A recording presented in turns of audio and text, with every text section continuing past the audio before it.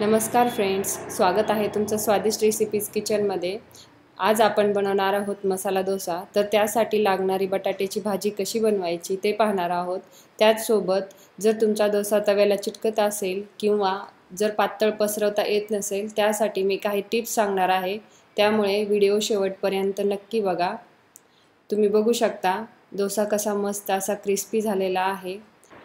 चला तर मग पाहूया मसाला डोसासाठी लागणारी बटाट्याची भाजी कशी बनवायची ते।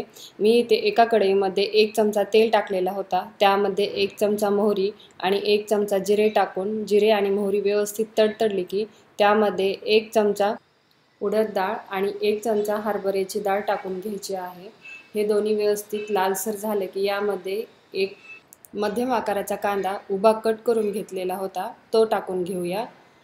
आणि हो, कांद्याच्या फाका सुटसुटीत नसतील तर त्या चमच्याने करून घ्यायच्या आहेत। आता इथे मी थोडासा कढीपत्ता टाकून घेते आणि थोडा वेळ परतून घ्यायचे जोपर्यंत कांद्याचा कलर चेंज होत नाही तोपर्यंत।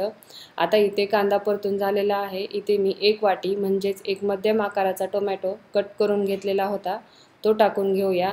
आता यावर थोडंसं मीठ टाकून घेऊया जेणेकरून टोमॅटो लवकर असा सॉफ्ट होईल, त्यामुळे आता याला 2-4 मिनिटं परतून घ्यायचं आहे जोपर्यंत टोमॅटो सॉफ्ट होत नाही आहे तोपर्यंत।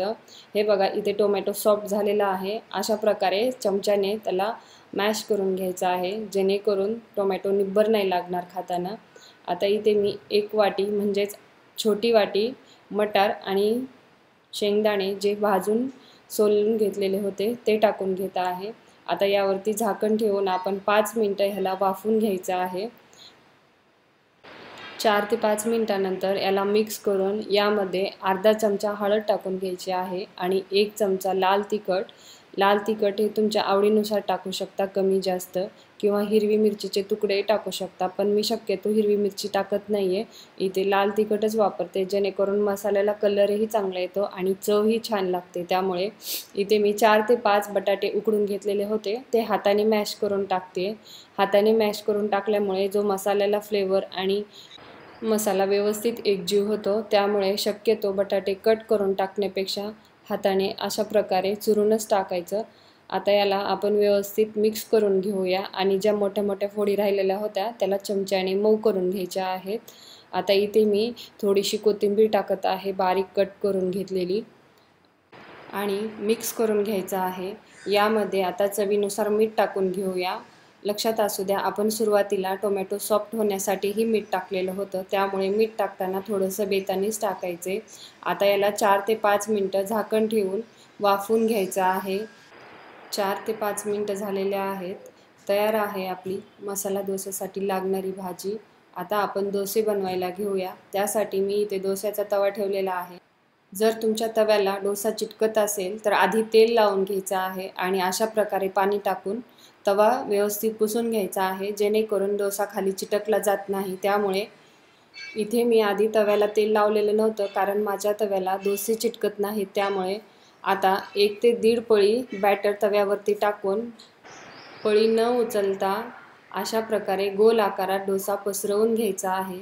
जर तुम्ही डोसे पसरवताना पळी उचलून पसरवत असाल तर डोसे म्हणावे असे पातळ होत नाहीत, किंवा बऱ्याच जणांना अशी सवय असते की डोसे कडक व्हावेत यासाठी तव्याला आधीच तेल लावतात।